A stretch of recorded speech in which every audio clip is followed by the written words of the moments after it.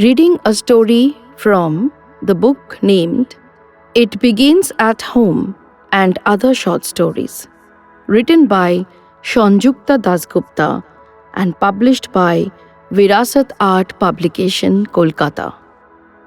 Good Friday, 1930, written by Sanjukta Dasgupta. 13-year-old Kanti and his elder brother Shojol went walking to school every day, except, of course, Sundays. It was a long walk to school. But on the way, they met other boys who too were on the way to that school that was founded by Kanti and Shojol's grandfather, Shyamaprasad Sen. The brothers never received any special favors for being the grandchildren of the founder. But as it was just a primary school, they had to be shifted to a high school. Their father admitted them to a high school soon after. This time, they had to walk even farther. They walked and walked like all other boys who went to the school. In school, a group of senior boys would often come over to chat them up. They told them about the world outside their village. They said that their country was occupied by the British. They told them about Gandhiji. They said that the British Empire was draining their country of all its resources, human and material. The boys listened in rapt attention. Then the leader among the senior boys, Nirmal, asked them, "Have you heard of Masterda Surja Sen?" They smiled and nodded. Who hadn't heard of the intrepid revolutionary Surja Sen? They had heard his name from grandparents, parents, uncles, friends. None of them had ever seen him though, but all of them felt they knew him. Some of the boys were deeply inspired. Kanti was infatuated and felt he had to join the revolutionary group. There was no point leading an easy life when the enemy was destroying the country and murdering those who dared to protest. Kanti's elder brother Shojol was unimpressed. He felt it was too dangerous. Nor did all this whispered talk about revolution inspire him in the least. He was more interested in watching the young girls of the village. The first task assigned to Kanti was to deliver a note scribbled on a piece of paper to a house in the adjacent village. He completed the task with pride. Soon he became the courier boy in the group. He came to know a lot of these young freedom fighters. At that time, however, the British administration called them terrorists. They were addressed as freedom fighters long after India became independent in 1947. Kanti desperately wanted to see and even talk to Masterda Surja Sen. He kept on repeating his request to Nirmal. He respected Nirmal a lot. After all, Nirmal was regarded as the star pupil of the school. He stood first in every class. Very soon, he would be clearing his school examination and joining the college. Masterda himself was a school teacher. There was a general respect for academics during those times. One afternoon, Nirmal called Kanti and said, "Come with me." Kanti could feel in his bones that at last his long wait would be rewarded. He would get a glimpse of Masterda Surja Sen. A shiver ran down his spine. His hair stood on end, as it were. They walked quite some distance into the neighboring village. They stood in front of a clay hut with a thatched roof. The door of the hut was ajar. They walked in. There on the bed sat Masterda Surja Sen. He had a lot of papers and a few books open in front of him. Kanti went forward to touch Masterda's feet. Surja Sen said, "Welcome, young comrade. So happy that you have resolved to dedicate your life for the freedom of our country. Revolutionary greetings." The 13-year-old boy smiled shyly. His heart, however, was bursting with pride. Then Masterda called Kanti. "Is there anything you want?"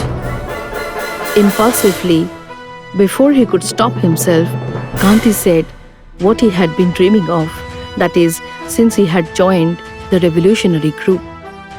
He smiled shyly, but his voice was confident. "I want a gun." Surja Sen looked at the good-looking young boy affectionately. He then said, "Of course, as soon as it is time, you will get a gun. Remember not to neglect your studies." Have you heard or read about the Irish Revolutionary movement and the Irish Easter uprising of 1916? Read about the French Revolution and the Russian Revolution. Nirmal has these books. I will ask him to share them with you. Remember, books are your best friends. Be brave and selfless. We will meet again soon. But Kanti did not meet Masterda again. Kanti could feel something was brewing somewhere. There seemed to be a lot of agitated activities, lot of to and fro of couriered notes. At last, it was April 18, 1930. All the young men in the group, including Kanti's school friend Nirmal, once again revised the instructions amongst themselves. All oral, writing, anything on paper could be fatal evidence that they had learned. They fanned out in groups. They reached the British armories and took over control smoothly. Not much firepower was required. The guards were overpowered and they surrendered. Both the armories were stacked with guns of the sort usually used by the British Army to maintain law and order in their empire, which was known as the jewel in the crown. But they were devastated when they realized that despite the rich howl of guns, there was no ammunition, no bullets, no gunpowder, no bombs or grenades in the armories. This was a devastating information lapse that made them realize that they would be fighting a losing battle from then onwards. Or would they? Will it be a desperate combat with certain death? Will life now be within the prison cell, perhaps lifelong? But the 63 men were unafraid. They were overjoyed. They knew they were marked men. Very soon bullets would tear open their young bodies. But they refused to give up. They hid in the nearby dense forest of the Jalalabad hills. The British Army was overawed. The soldiers were panic-stricken. They could not figure out the approximate numbers that made up the revolutionary groups and how much of firepower they possessed. They waited till Monday morning, April 21st, Easter Monday, for reinforcements to arrive. What had the young men of Chittagong done? The dedicated disciples of their teacher Surja Sen, the intrepid revolutionary, shook the very foundations of the British Empire in India. For almost 72 hours, there was shock and awe as the news reached London and the British Parliament. As the sun rose on the 19th April 1930, the news spread like wildfire all over the city and villages of Chittagong. And the Indian Revolutionary Army of Chittagong was in full control of the port city. Kanti and his friends felt that they would burst with pride. They too had been part of it all. It was not just them. They wished that they could have been there too. Their excitement and restlessness were hard to control. Yet at home, they pretended that they were just perturbed by the news. But when, by the 21st evening, the news again spread like wildfire that many of the young revolutionaries who were fighting the British army so bravely on the Jalalabad hills were all killed, as the musket guns of the revolutionaries were no match for the British machine guns. Masterda, Anand Singh, Ganesh Ghosh, and a few others survived. At least the leaders had escaped sure death. Kanti heaved a sigh of relief, but at home, in the middle of the night, he broke into tears. He buried his face deep in the pillow and howled. His mother, whom he loved very much, placed an arm on his throbbing back. She knew why he was upset, though they did not speak about it. Very soon there were more secret messages to be delivered. Kanti was prompt and careful. No one suspected him till now.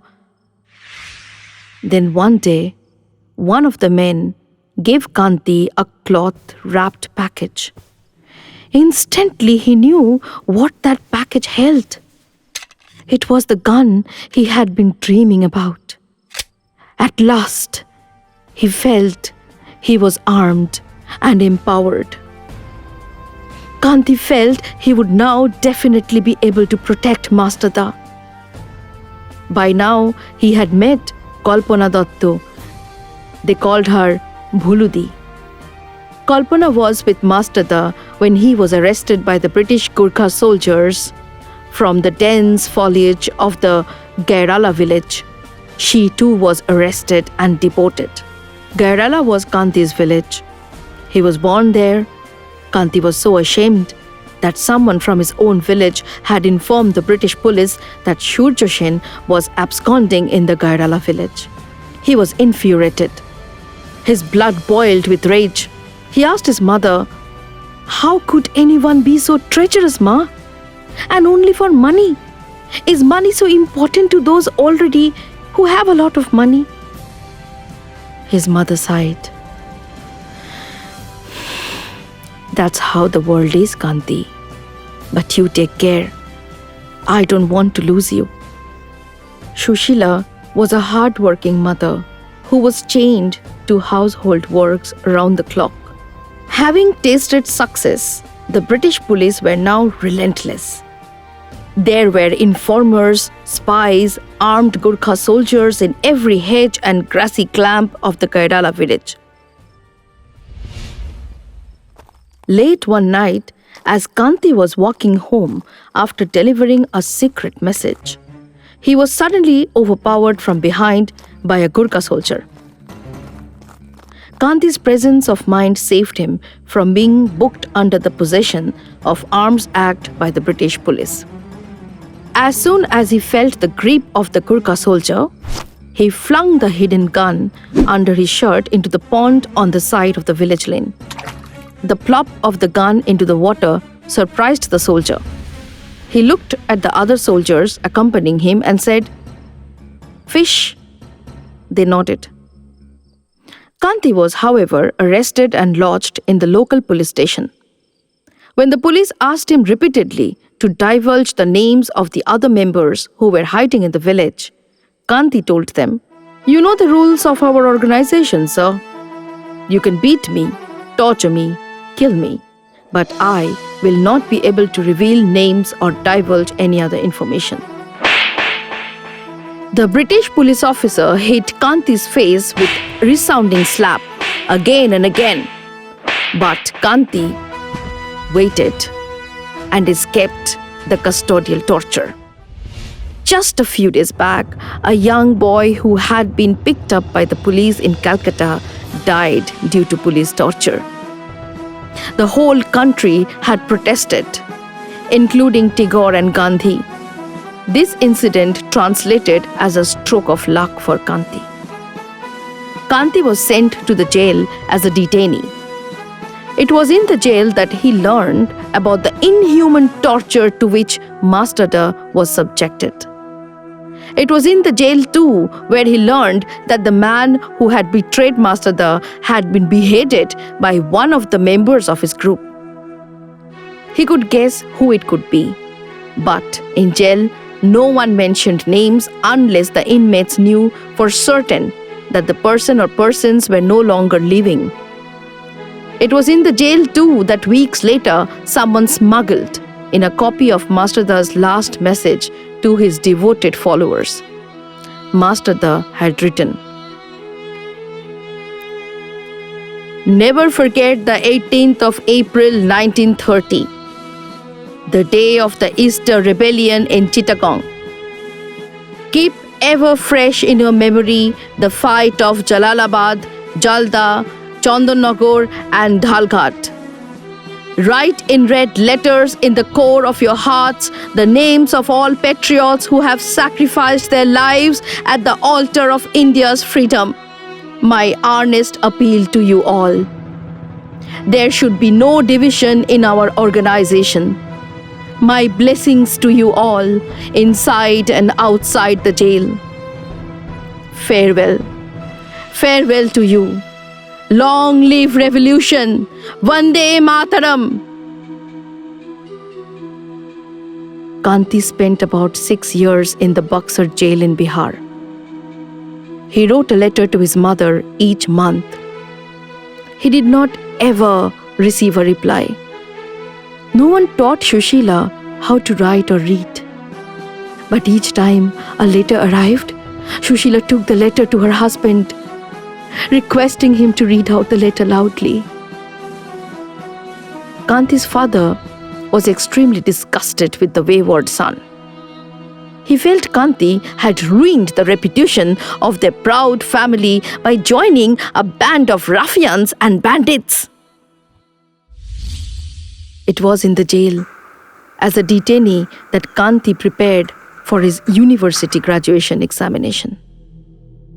The jail had a good library. Also, the jailer took the trouble to provide the young men with their study material. It was in the jail again that Kanti learned to play cards, chess, carom. He read a lot of books, and he borrowed a lot of books every week from the library. He also learned to play tennis. In fact, he played tennis so well that the British jailer often played singles with him. After his release, Kanti decided to settle in the city of Calcutta. He had outgrown any strong attachment for his village home. The only person he missed very much was his mother. He tutored school and college students for a living. He stood second in the MA examination of Calcutta University, and very soon he joined a college as lecturer in central Calcutta. Soon enough, on August 15, 1947, India became independent. Kanti walked around the crowded streets of the city of Calcutta at midnight. It seemed the whole city was on the streets of Calcutta.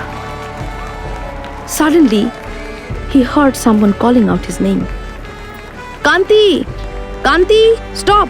Stop!" He turned around. It was Nirmal. Nirmal clasped Kanti to his arms. The two school friends laughed and cried at the same time as they recounted their lives since they had last met on April 18, 1930. They told each other, "We have to track all our friends and acquaintances who have moved to Calcutta. We must do something so that Masterda Surja Sen is not forgotten. Let's build a memorial center. I'm sure the government of West Bengal will donate a plot of land and help us in constructing a small building." Nirmal and Kanti looked at each other and burst out laughing. Oh, what a dream! They were already dreaming more. They were dreaming again, and probably they will dream again and again. They realized they hadn't changed, though both of them looked much older. After all, they were meeting 17 years after the D-Day, 18th April 1930.